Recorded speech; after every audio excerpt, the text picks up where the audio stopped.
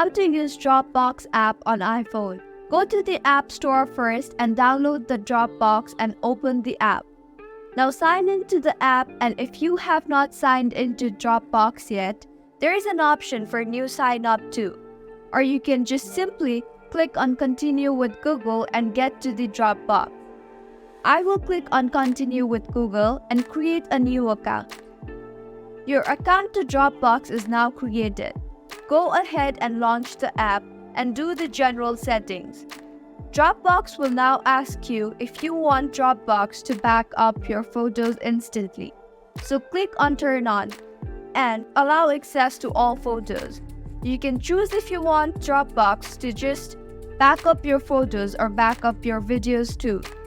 Now, if you want to connect Dropbox to your desktop, you can do that too.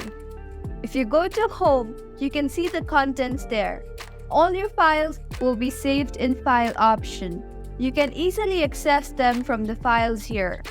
Your photos will be uploaded in the Photos section, and in Account, you can see your information about the space you have used, your connected devices.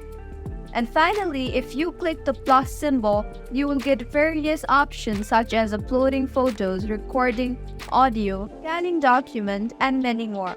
If you find this tutorial helpful, do subscribe to our channel. Thank you for staying with us until the end.